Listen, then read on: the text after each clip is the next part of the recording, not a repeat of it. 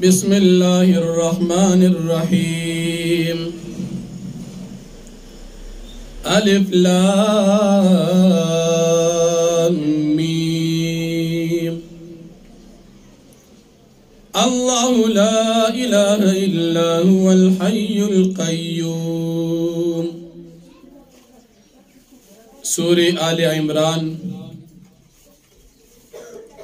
مدنی سورت تھی دی سورت تا سورت آل عمران وی عمران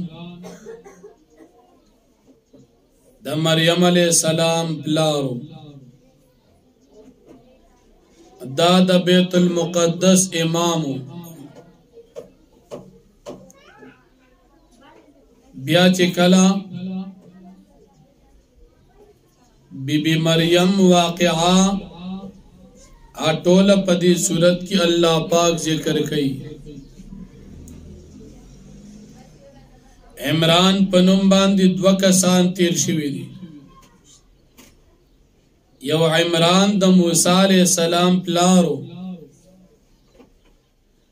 او دویم عمران دا مریم علیہ السلام پلارو دا دی دوارو ترمنزا اتل سوا کال فاصلہ دا پا دیزے کی اغا عمران ذکر کی گی چی دا مریم علیہ السلام پلارو دی سورت تا سور آل عمران وی سورت مدنی دی دا ہجرت نباد نازل شوی دی نبی کریم صلی اللہ علیہ وسلم مدینی منوری ہجرت کردی داغین بعد دا سورت نازل شوی دی دا سورت پا اعتبار دا ترتیبی قرآنی سردریم سورت تی او دا نازل دو پا لحاظ سرا یو کم نوی دی نہ اتیا پا دی سورت کی شل رکوعات 200 آیاتون دی شل رکوعات 200 آیاتون پا دی سورت کی دی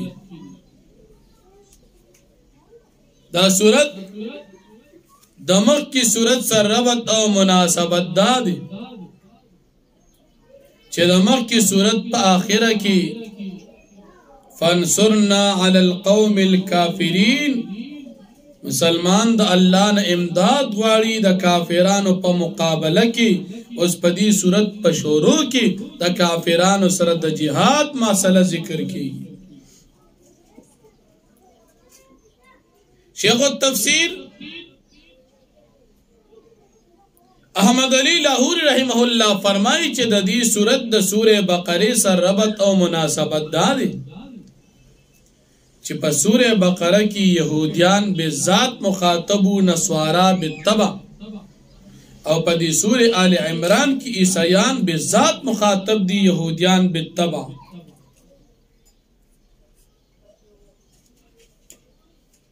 دریم ربط او مناسبت دا سور بقری شورو دا حروف مقطعات کی الف لام میم نشی ہوا او دا دی سور آل عمران شورو ہم دا سور بقری پشان دا الف لام میم نوشوا دا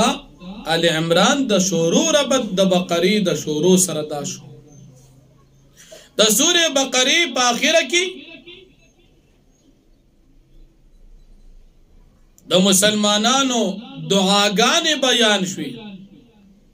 او دا سور آل عمران پا آخرہ کی ہم دا مسلمانان دعاگان ذکر کی گی نو دا ربط دا آخر سرا شو نو ربط دا اول سرا دا سور بقری دا آخر سرا او دا دوالو دا آخر سرا دا خود مخ کی صورت دا دی ترمنزا ربط او مناسبت شو دا دی صورت فضیلت دا دی نبی کریم صلی اللہ علیہ وسلم فرمائی چی دا قیامت پورت بیو رنا راشی رنا گانی بوی یو رنا با دا سور بقری وی و یو رنا با دا سور آل عمران وی بل نبی علیہ السلام فرمائی چې د قیامت پر ورځ به الله پاک قرآن راولي او د قرآن نه مخکې سوره بقره او سوره آل عمران برا رواني. نو دا خو د دې سوره آل عمران مختصر فضیلت تاسو ته بیان شو. په دې صورت کې تقریبا په اتیا آیاتونو کې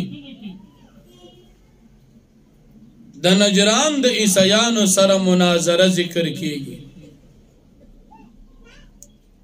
نبی کریم صلی الله علیه وسلم په نهم کال د هجرت باندې عیسایانو یو جماعت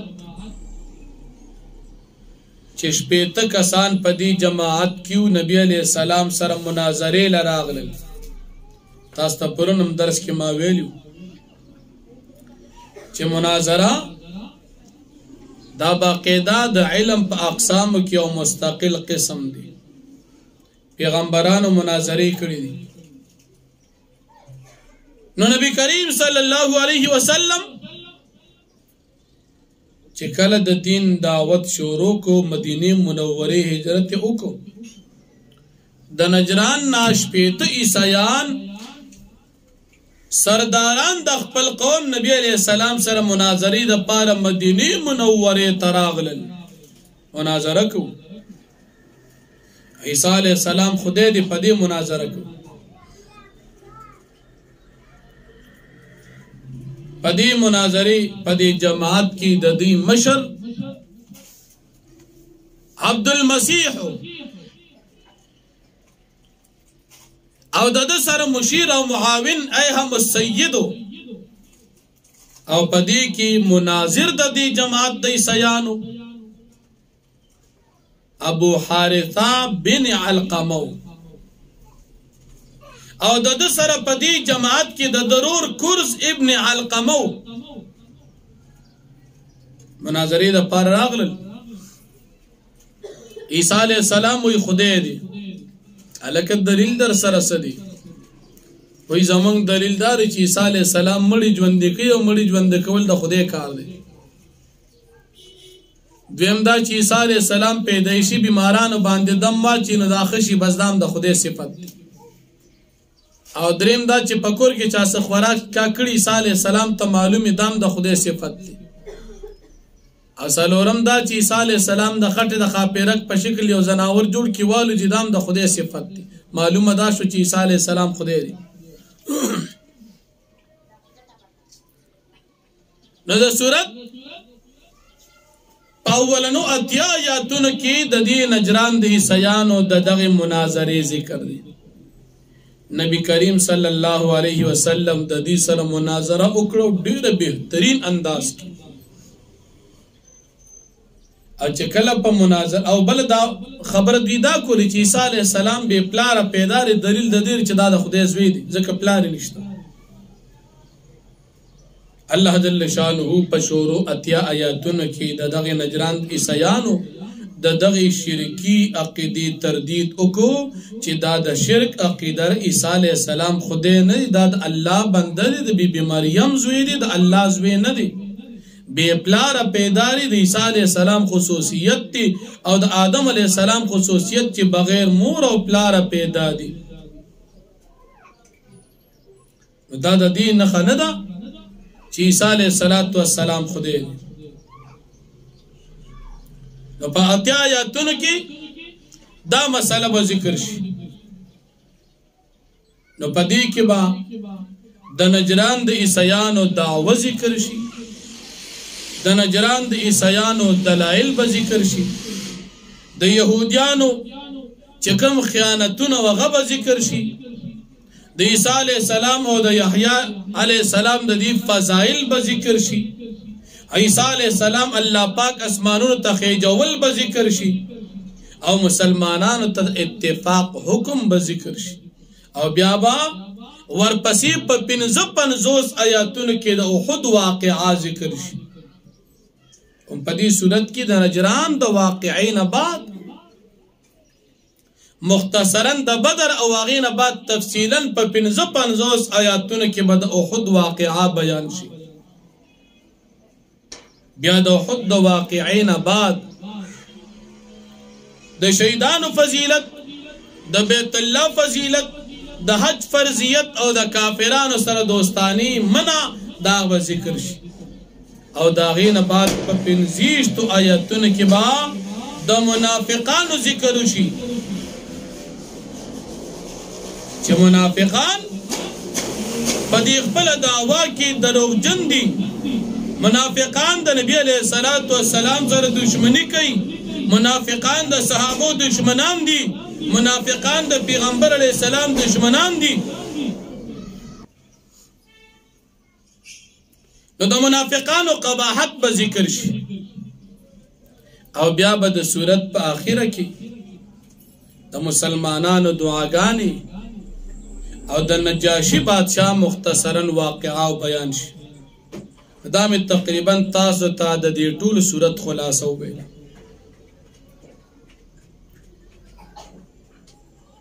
د نجران عیسایان چې نبی کریم صلی الله علیه وسلم ته راغلل، دوی د عیسی علیه السلام دا خبرې دا د خدای دلیل دی. الله پاک دا غي ټول تردید کو چې عیسی علیه السلام مړي ژوند کړي نو ورسره وې دا الله په حکم. بیمار باندې دم چې صحت ملاويږي وې دا الله په حکم. او که تاسو څه خوړل اسکري دا غي وینو کی هغه دا الله په حکم. او د خټنه چې خاپیرل جوړ کی والوزی نو په دې وخت کې مویداد الله پاک په حکم.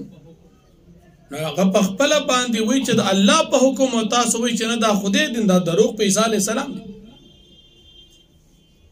عیسی علیه السلام د الله بنده دی. عیسی علیه السلام په باره کې دو قسم خلق گمراه شوي دي.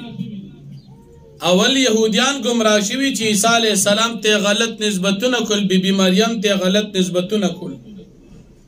او دیم نمبر عیسایان گمراه شوي دي چې عیسی علیه السلام ته د خدای پاک زوی وي یا د خدای صفاتونه ورکول. دا دواړه ډلې د عیسی علیه السلام په باره کې گمراه شوي دي. مسلمانان عقیده د عیسی علیه السلام په باره کې صحیح ده. مسلمانان وایي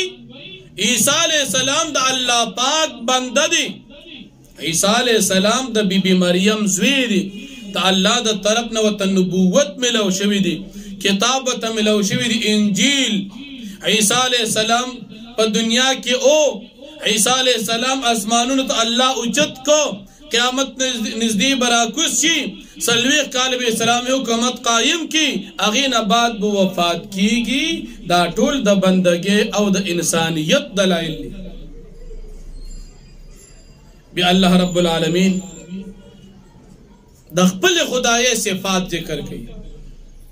او په دې سره رد د عیسایانو د شرکی عقیده کوي. الله وی زیم همیشه ژوندی یم.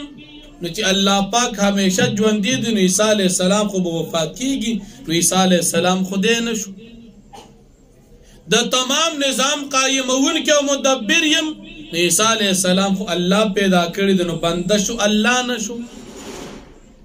خانو د سره دا کتاب دا انجیل چې دی الله وی دا ما نازل کړی د سره خپل نو چې الله په نازل کړ الله پیغمبر شو. بل عیسی علیه السلام د کافرانو نه کمزور او کافرانو په ظلمونه کول، الله پاک امداد د پاره جبرئیل علیه السلام را لېګلو چې کافران په ظلم کوي نو دا بندوي دا خدای ني. عیسی علیه السلام خپل تپوس د چانه نشو کولی او الله پاک عزیز ذو انتقام دی. عیسی علیه السلام بنده د خدای نری. عیسی علیه السلام علم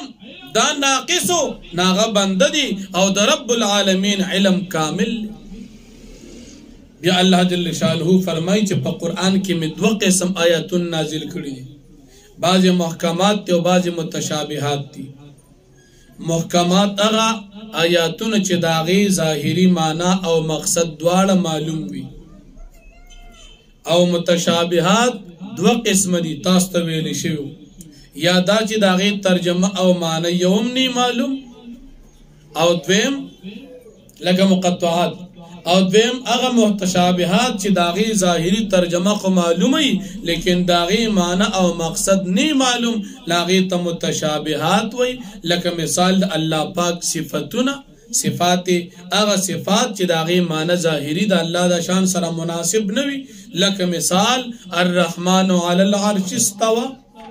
استوا معنی خو ظاهری کې ناستل او کې ناستل خو ظاهر د الله د شان سره مناسب نه دي نو حقيقي معنی الله د معلومه را دا متشابهات دي بیا د محکمات په باره کې الله پاک فرمایي چې دا ام الكتاب بنیاد دي دا ځکه چې عقاید او مسائل دا ټول د محکمات نه روزي د متشابهات نه روزي او بیا د اهل زیغ او اهل بدع علامه ذکر کوي چې کم خلق اهل بدع اهل زیغ دي هغه په متشابهات کې لګیاوي په محکمات به توجه نه ورکي نن سبا د هغه مصداق د غیر مقلدین دي چې د قرآن په نور آیاتونو کې وسوچ او فکر نه کوي څومره چې په دې متشابهات باندې زور ورکي وړو ماشومان ته به موي الرحمن علی العرش استوى عوام ته به موي زنانو ته به موي نارینو ته به موي معلومه دا شو چې دا خلک اهل زیغ دي اهل باطل دي د دې زړونه کاږي دي فکاردار چې دی خپل مسلمانانو ته هغه احکامات او مسائل آیاتونه خودل چې هغه ام الكتاب دي چې دا غي ظاهری ترجمه او معنی دواړه معلوم دي هغه باندې خلق پی کړی وي او دی لګیا دي په متشابهاتو کې او متشابهاتو کې خوز او زیات دخول کول دا د اهل زیغ علامه ده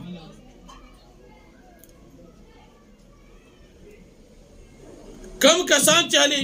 زیغ نه دي ناغي د دې متشابهات په باره کې وای چې د دې علم الله پاک ته موږ تر دې علم نشته او د اهل سنت والجماعه علامه او پہچان هم داري او بیا دې مسلمانان دعاګانې ذکر کیږي نو فرمایي بسم الله الرحمن الرحیم الف لام میم الله پیږي په معنا د دې حروف باندې الله لا اله الا هو الحي القيوم الله پاک هغه ذات چې نشته بل د عبادت لایق سوا ددنه الحي همیشه د پاره ژوند دي عیسی علیہ السلام خو همیشه ژوند نه دي القیوم د تمام نظام قائمون کی دي مدبر د تمام نظام دي نزل عليك الكتاب بالحق من نازل کړي دي پتا باندې پیغمبر علیہ السلام قرآن په حق باندې مصدقا تصدیق کون کی دی لما دا کتابونو بین یدی چې د دوی سره دي وانزل التوراۃ والانجیل او الله پاک نازل کړي دي په یوځه باندې تورات کتاب او انجیل کتاب بیا په یوځه نزل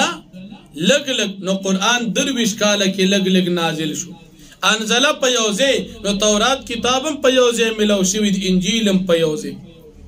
من قبل وړاندې د دې نازلې دو د قرآن هدل للناس دا قرآن هدایت دی د خلکو د پاره وانزل الفرقان او الله پاک نازل کړی دی الفرقان فرق را وستن کی پما بین حق او د باطل کی ان الذين كفروا بآيات الله بیشکا کسان چې کافران دي د الله پاک د آیاتونو انکار کوونکي دي لهم عذاب شدید د دې د پاره به سخت عذاب وي والله عزیز ذو انتقام او الله پاک غالب او خاوند بدلی دي ان الله لا يخفى عليه شيء بیشک الله پاک چې دی نه پټیږي پاک باندې سیس په سماء فی الارض ولا فی السماء پس مکه کې نه پاسمان کې د الله پاک د علم لا جاری او سیس دی اسم د الله پاک د علم نه پنا نشتا هو الذی د الله پاک غزاد یصورکم فی الارحام کیف یشاء چې تصویر در کې شکل در کې تاسو تا پر رحمونو د میندو کې څنګه چې د الله پاک وخشي د میندو پر رحمونو کې د نارینه شکلم جوړي د زنانم جوړي دا اللہ پاک کمال قدرت لا الہ الا هو العزیز الحکیم نشتا دی بل خدای سوا ددنا العزیز دا اللہ پاک غالب دی لکیم حکمت والا ذات دی هو الذی دا اللہ پاک اغازات تی انزل علیک الکتابا چی نازل کردی پتا باندی پیغمبر علیہ السلام قرآن منہ بازی دا دین آیات محکمات محکم آیات ندی ہن ام الکتاب چی دا بنیاد دا کتاب دی وَأُخَرُ مُتَشَابِهَاتِ او نور آیاتنا متشابهات تی فَأَمَّا الَّذِينَ فِي قُلُوبِهِمْ پسرا کسان چی داغی پزرنو کی زیغن کو گوالدی فَيَتَّبِعُونَ مَا تَشَابَهَا ندی تابی کی گیا غصب پسی چی متشابی دی منو دا دینا ابتغاء الفتنتی دا پارا دا لٹولو دا فتنی و ابتغاء تاویلی او دا پارا دا لٹولو دا خپل زان دا تعبیرات و تشریحاتو وما یعلم تاویلو الا اللہ او نپیگی پا تاویلو پا مقصد دا دی متشابہاتو باندی الا اللہ مگر یو اللہ والراسخون فی العلم او کر خلق پا علم کی یقولون غیوی آمنا بی پدی باندی من ایمان روڑی دی پدی متشابہاتو کل من عند ربنا دا طول دا من دا رب دا طرف نازل دی وما یذکر الا اولو الالباب او نصیحت نحاصلی پدی آیاتن باندی مگر اقل من خلق ربنا اے رب زمنگا لا تزغ قلوبنا تمکا گوا زمنگا ظلنا بعد اذ ہدایتنا پس دا دین چتا منگ تا ہدایت کردی دی وحب لنا من لدن کا رحمہ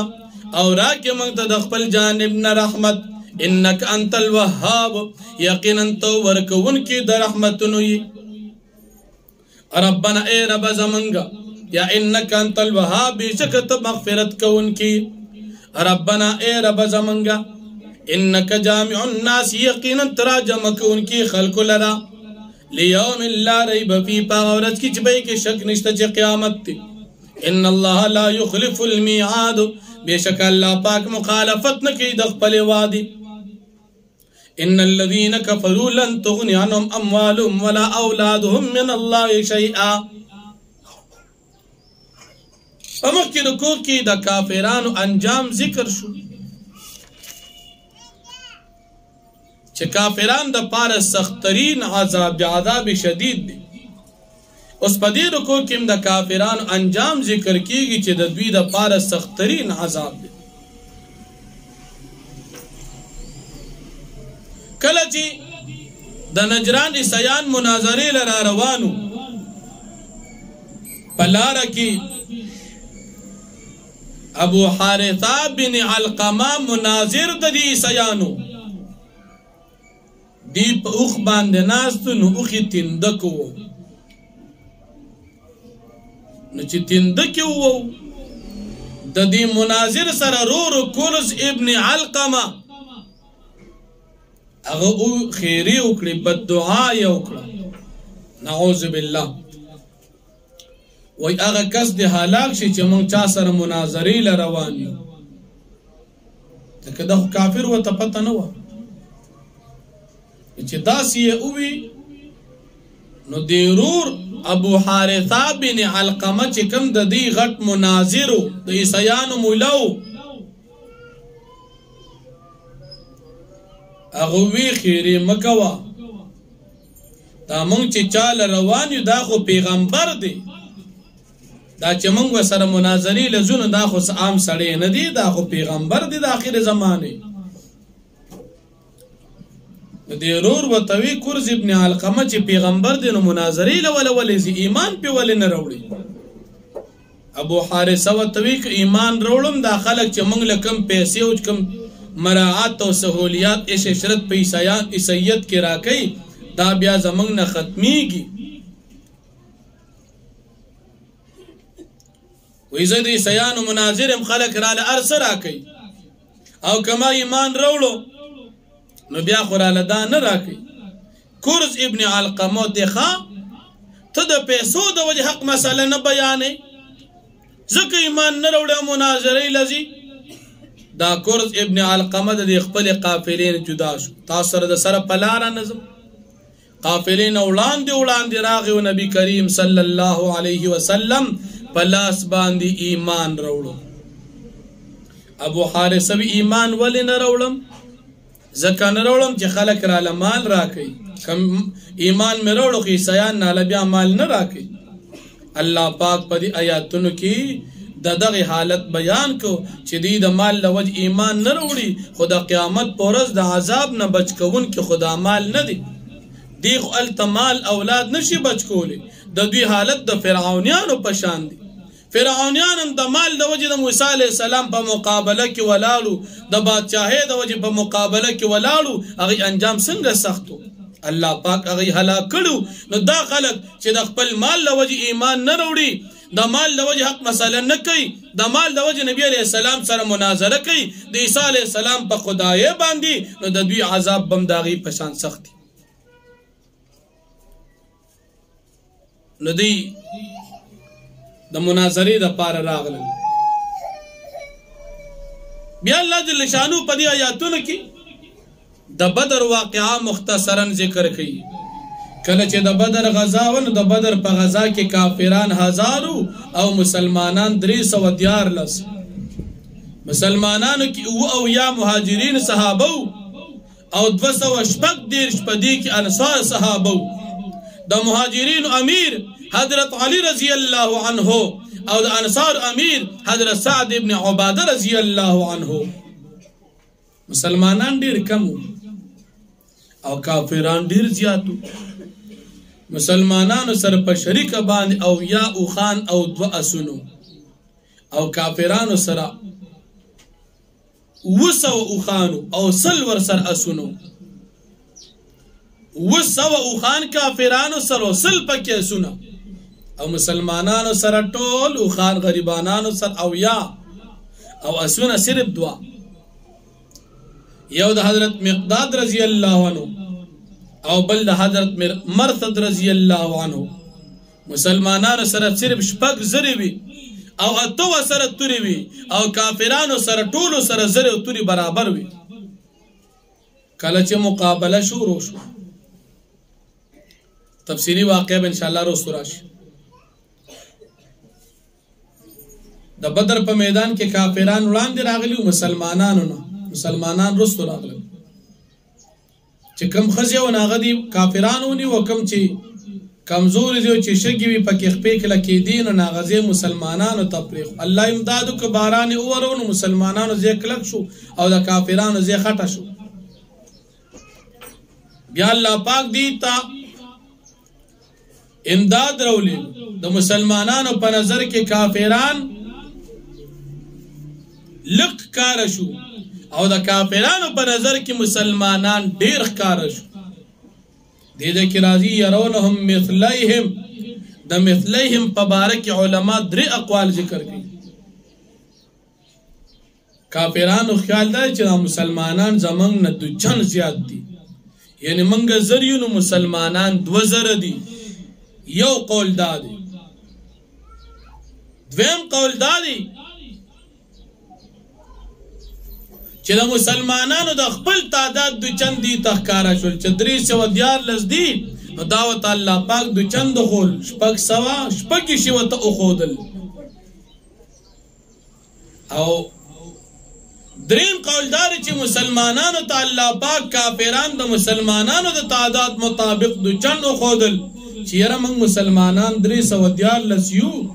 خدا ذکر چې دا کافران زمونږ نه بس ډیر نه، بس یو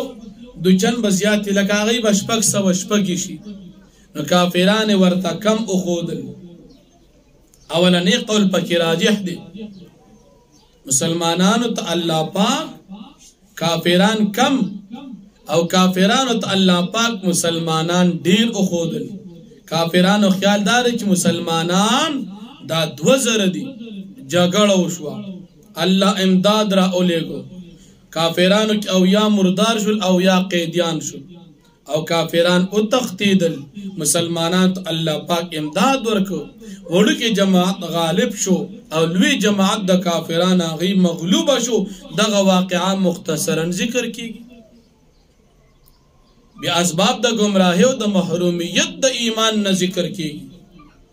دا کافران ولی گمراه دي ایمان دا کافران ولی نه وروړي دا د خپل خواهشاتو د وجې د زنانو د وجې د بچو د وجې د مال د وجې د سرو زرو سپینو زرو د وجې د خپل اسونو سارو د وجې نه او د قیمتي غلې د وجې د ایمان نه وروړي خو دې ته دا معلومه نه ده چې الله پاک څه ورکوي په آخرت کې هغه ډېر بهتر دي د دنیا د دې نعمتون آخرت کې ډېر زیات نعمتونه دي مسلمان د پاره په آخرت کې الله پاک پاکي بیبیان ورکوي د دنیا بیبیانو نه اخی مسلمان طيب الله پاک په جنت کې خادمان ورکوي د دنیا د زامنو نه خو جنت به ورکوي د دنیا د امارتونو د دنیا د ټول نعمتونو بهتر د الله پاک د طرف نه د نیکانو د پاره دي او بیا چې کله د مؤمنان د نیکان جنت تلال شي التبدید الله پاک نه دعاګانې غواړي مسلمانان الله رب العالمین نه دعاګانې غواړي د مسلمان صفت دا دي یو دا چې دا متقی وي او بلدار چې مسلمان هر وخت د الله نه سوال کوي ربنا اننا آمنا فاغفر لنا ذنوبنا وقنا عذاب النار یا الله مون ایمان وروړي دي چې ایمان مو وروړي دي تمنګ تبخنو کا تمنګ گناهونه مونږ ته معاف کا او بیا د مؤمنانو صفاتونه الله ذکر کوي چې دی صبر کوي دی صدقې کوي دی عاجزي کوي او دی تصدیق کوي د پیغمبر علیه الصلاۃ والسلام د دین ایمان وروړي او د الله پاک نه بخنه غواړي نو د مسلمان شان هم دادي دی په هر حال کې د الله پاک صبر کوي که تکلیف پیراشي به صبر کوي که نعمت پیراشي پاغیبم صبر کوي که غم متورسیږي پاغیب باندې بم صبر کوي نیکه باندې بم صبر کوي دویم دا چې مسلمان به د پیغمبر او د دین تصدیق کوي او دریم دا چې مسلمانان به د عاجزی کوي او سلورم دا چې مسلمانان به صدقې ورکوي او پنځم دا دی به بخنه غواړي الله پاک نو الله جل شانو فرمایي ان الذين كفروا لن تغني عنهم اموالهم بشکا کسان چې کافران دي لن تغني عنهم اموالهم لربن کی هیڅ کله بلرن کی د دوینا اموالهم مالون د دوی ولا اولادهم د دوی بچي من الله د عذاب د الله پاک نشي ان شي د الله د عذاب په مقابل کې بچي پکار نه راځي د الله د عذاب په مقابل کې مال پکار نه راځي چې پکار نه راځي دا غي د وجه مسلمان ځان له آخرت ولې تباہ کی مسلمان د دې بچو د پاره سمره حرام ګټي مسلمان د دې مال ګټلو د پاره سمره ګناهونه کوي حرام حلال نه ګوري ګناهونه کوي حالانکه د الله د عذاب نه دا چاته نجات نه ورکي البته که مسلمان وي او بچي نیکان وي لکه مثال حافظان وي قاریان وي عالمان وي شهیدان وي زه په آخرت کې پکار راځي شفارس باندې کوي خدا کافر د پاره دام نشته اولئک هم وقود النار دا کسان چې دي خشاک د جهنم دي کافران کدا بیا آل فرعون حالت د دوی پشان د فرعونیانو دي والذین من قبلهم ادا کافرانو چې دوی نه وړاندې عادیان سمودیانو کذبوا بیااتنا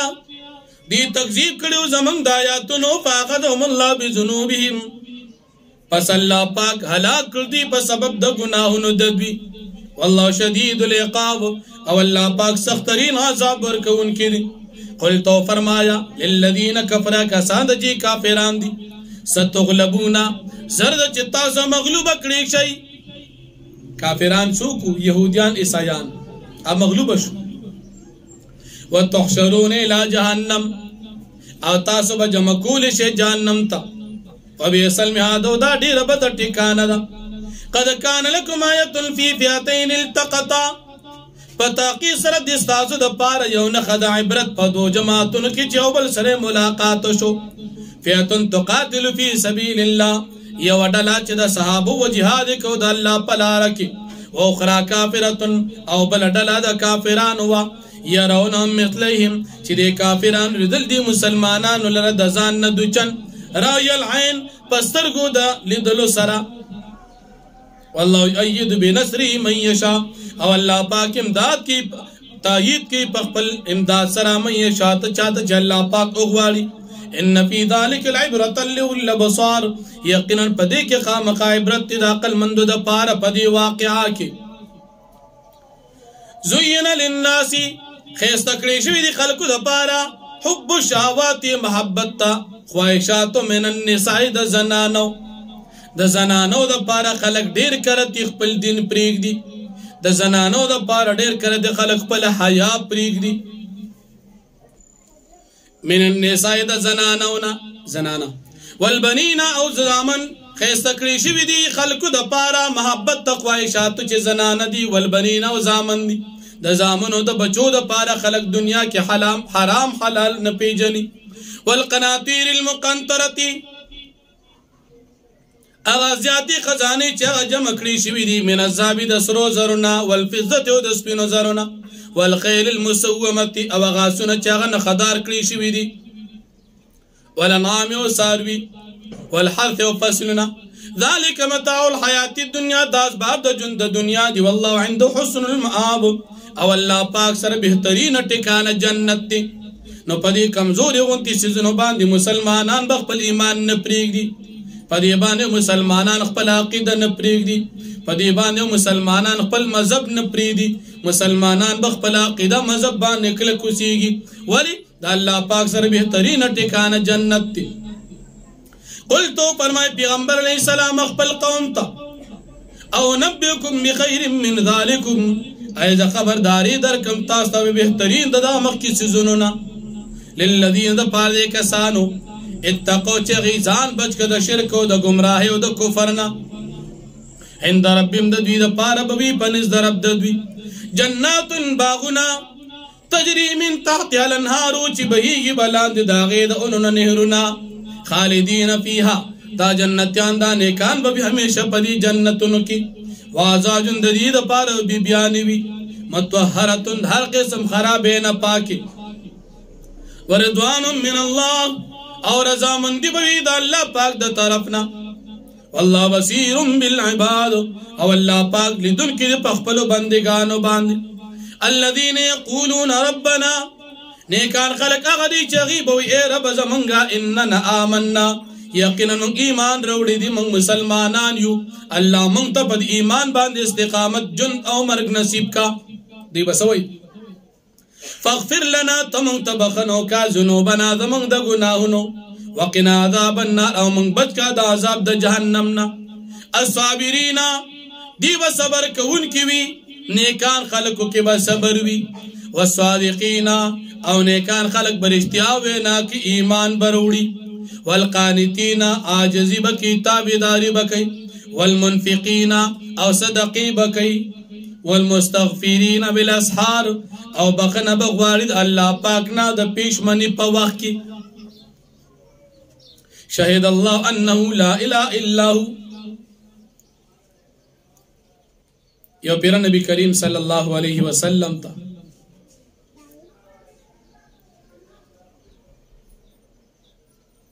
دو مسافر دا شام نراغل نبی علیہ السلام تے اوی چی ستاسو دا پارا چا گواہی ورکڑی چی تاسو دا اللہ پاک پیغمبر ہی اللہ پاک دا آیت کریمہ نازل کا چی اللہم گواہی ورکڑی دا پا مخکنو ٹولو کتابونو کی فرشتیم گواہی ورکی علمام گواہی ورکی نیکان خلق گواہی ورکی چی تا پیغمبر دا اللہ ہی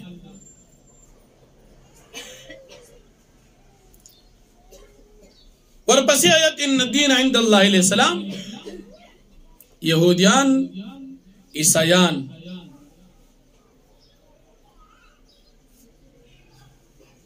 دی چکل نبی کریم صلی اللہ علیہ وسلم تراغ دی سر اختلاف کو دا دوی دا اختلاف دا ناپوہے دا وجہ نو بلکہ دا وجہ دا سرکشینو او بیا چکل دی سر استا مناظر راشی تدوی ته وای چې ما خپل ځان الله ته سپارلی دی او مسلمانان هم سپارلی. آیا تاسو الله ته ځان سپارئ؟ کدی ځان الله ته سپارو دا الله په پیغام باندې ایمان نه وړ هدایت په حاصل کی او کزان اونس پارو نو د دوی د پارستا تکلیف نشته بلکې تا خپل غاړه خلاص کا چې ایمان نه وړي انجام بر دوی خراب وي. نو الله جل شانو فرمایي شهید الله انه لا اله الا هو گواہی ورکړي الله پاک د دې خبرې چې نشته بل معبود سوا د الله والملائکه فرشتیم د دې خبرې گواہی ورکړي اولو العلم او علماء گواہی ورکړي قائما په انصاف سره بالقسط قائما چې قائم دي بالقسط په انصاف لا اله الا هو العزيز الحكيم نشته بل معبود سوا الله پاک نه چې غالب حکمت والا ذات دي. ان الدين عند الله الاسلام بشک دین مقبول ده الله پاک په نسبت دي صرف اسلام دي. وما اختلف الذين اوتوا الكتاب او اختلاف نو کړي کسان چې ته کتاب ورکړي شو الا من بعد ما جاءهم العلم بغيا بينهم مگر پس د دې چې دي تراغلو علم د نبی کریم صلی الله علیه وسلم پر رسالت د عیسی علیہ السلام په بندګۍ باندې او د الله رب العالمین په خدای باندې د اختلاف ولکې بغيا بينهم د وجه سرکشه د دوی. ومن يكفر بآيات الله او چاچ کفر وکړ د الله پاک پایاتونو باندې الله پاک به عذاب دی تور کی فإن الله سریع الحساب بس بشک الله پاک زر حساب کوونکی. فإن حاجوک پس کې چری دی تا سره جګړه کی پیغمبر علیہ السلام مناظره در سره کی د الله پاک په عقیده د توحید کی فقل پس تو فرمایا اسلمت وجهي لله ما سپارل دی خپل ځان خاص الله ته الله چې سویل دی زمانم ومن اتبعني چاچ زما تابعداري کړ دا غیم الله تزان سپارل دي. وقلتو فرمای للذین اوتوا الكتاب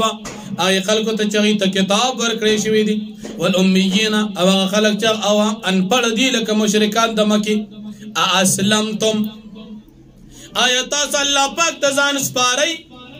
فین اسلموا پس کې چر دي اسلام وروړو الله پاک تزان او سپارو چې دا الله سره پیغام دي اومنو فقد اهتدوا دی په هدایت باندې شي. وان تولوا فانما عليك البلاغ او کدی ارادو کدی سلام نا پس یقینا پتا باندې رسول د پیغام دی پیغمبر علیہ السلام والله بصیر بالعباد او الله پاک خلیدون کې د خپل بندگانو باندې